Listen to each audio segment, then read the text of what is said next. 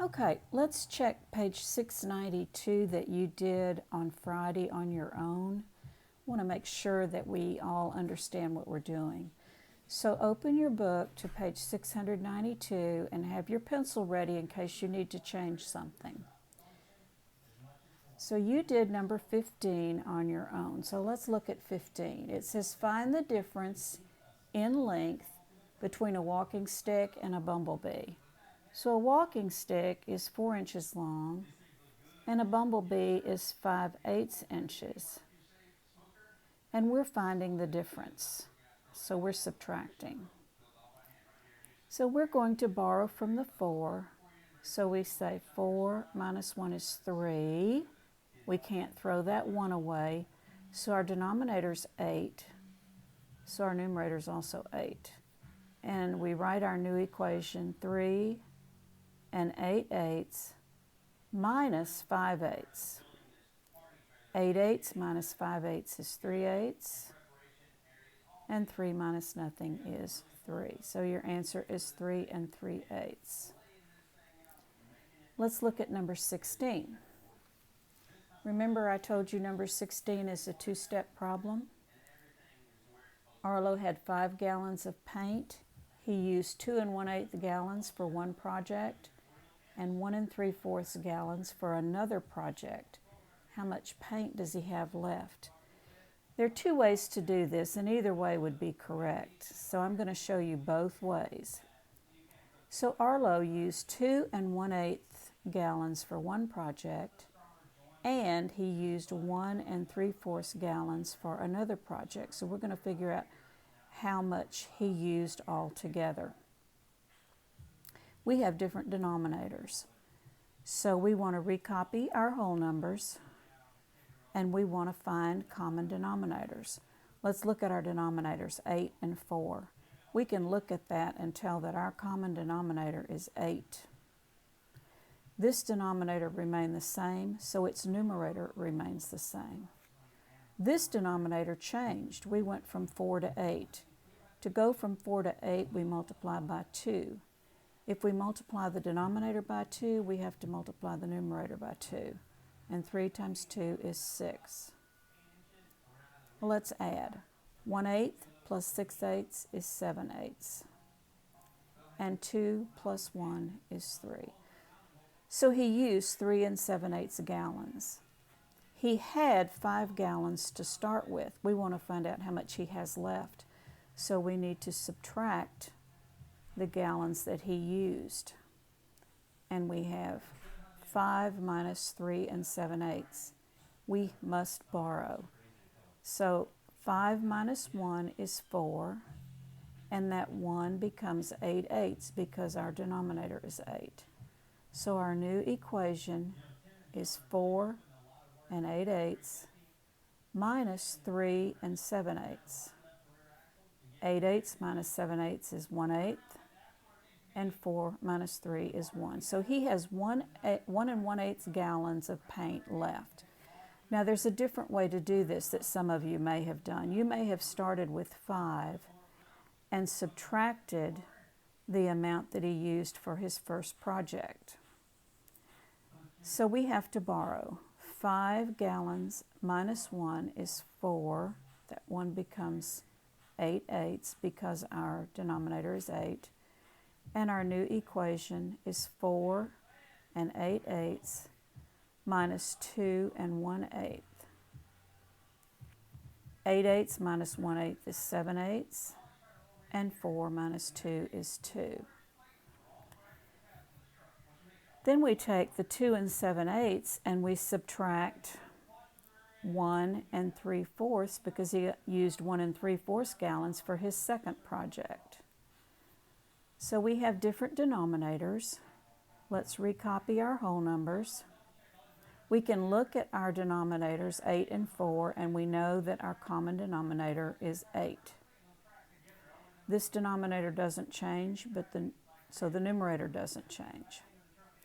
This denominator changed. We go from 4 to 8. To go from 4 to 8, we multiply by 2. 4 times 2 is 8. If we multiply the denominator by 2, we also multiply our numerator by 2. 3 times 2 is 6.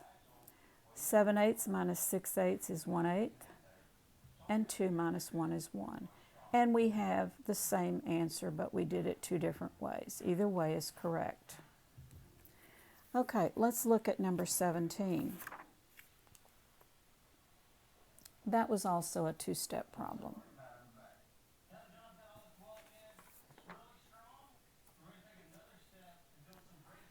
Okay, number 17. It takes Danny 9 1/4 minutes less time to ride his bike to the park than to run. It takes Danny 3 2/3 minutes less time to ride his bike to the park than to run. It takes Danny 15 minutes to walk to the park. How much time does it take Danny to walk to the park?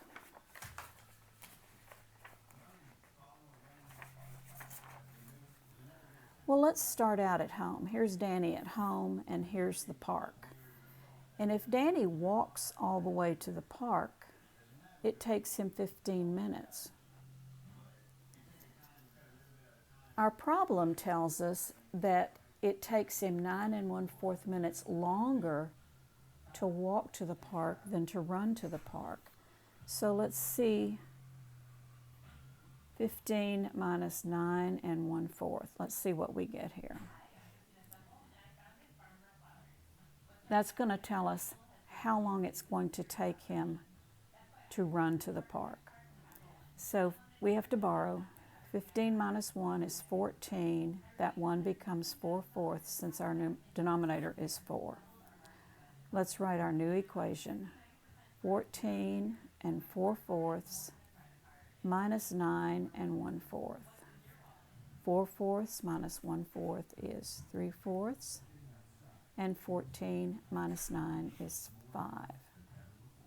Now our problem tells us that it takes Danny 3 2/3 minutes less time to ride his bike. So we're going to take off less time than to run, and that's 3 2/3 minutes. So again, we're subtracting. We have different denominators. So let's find a common denominator. Let's rewrite our whole numbers. And let's find a common denominator. This denominator is 4, so let's write our multiples of 4. 4, 8, 12, and we can look at that and tell we don't need to go any farther. Our multiples of 3 are 3, 6, 9, and 12. And 12 is our common denominator. So our denominators are 12. To go from 4 to 12, we multiply by 3. If we multiply the denominator by 3, we have to multiply the numerator by 3. And 3 times 3 is 9. To go from 3 to 12, we have to multiply by 4. 4 times 3 is 12. If we multiply the denominator by 4, we have to multiply the numerator by 4. 2 times 4 is 8. Now let's subtract and see how long it takes him to ride his bike to the park. 9/12 minus 8/12 is 1/12, and 5 minus 3 is 2. So it takes him 2 1/12 minutes to ride to the park. Okay, let's look at today's work.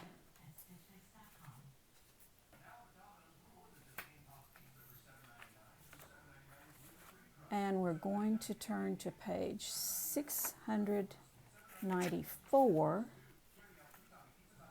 and we're going to do problems 6 and 7 together. So let's look at problem 6 on page 694. It says Coretta, and let's write her name, Coretta, so we know, remember what we're doing, swam 4 3/8 miles in the morning and 2 6/8 miles in the afternoon. Well, let's see how far she swam that day. We're going to add, aren't we? 3/8 minus 6/8 is 9/8, and 4 plus 2 is 6.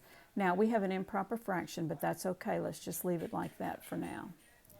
And our other person is Joey, and Joey swam 2 5/8 in the morning and 3 miles in the afternoon. Let's see how far Joey swam that day.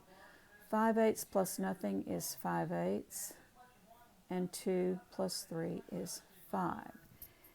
And it says, how many more miles did Coretta swim than Joey? More than tells us we have to subtract. So Coretta swam 6 9/8 miles, and Joey swam 5 5/8 miles. More than tells us to subtract. 9/8 minus 5/8 is 4/8, and 6 minus 5 is 1. We can't leave it like that. Let's put our equal sign, recopy that whole number, and let's reduce our fraction. We're going to write 4/8 in lowest terms. We know that 4 is half of 8, so 4 divided by 4 is 1, and 8 divided by 4 is 2. So Coretta swam 1 1/2 miles farther than Joey. All right, let's look at number 7. Number 7 says Ross has 6 1/3 yards of fabric. So this is what he already has, 6 1/3 yard. Now Ross bought 2 1/6 more yards. So we're going to add those two together to find out how many yards he has now. We have different denominators, so we need to recopy our whole numbers, and we're going to find our common denominator. Our denominators are 3 and 6. Well, we can look at that and tell that 6 is our common denominator. 3 and 6. So to go from 3 to 6, we multiply by 2. 3 times 6 is 2. If we multiply our denominator by 2, we have to multiply the numerator by 2. 1 times 2 is 2. This denominator doesn't change, so our numerator doesn't change. Now let's see how much he has altogether. 2 6 plus 1 6 is 3 6, and 6 plus 2 is 8. He has 8 3/6 yards of fabric. So he's going to use 6 5/6 yards. So he's starting with 8 3/6, and he's going to use 6 5/6. So we're going to have to subtract because that's how much he's going to use.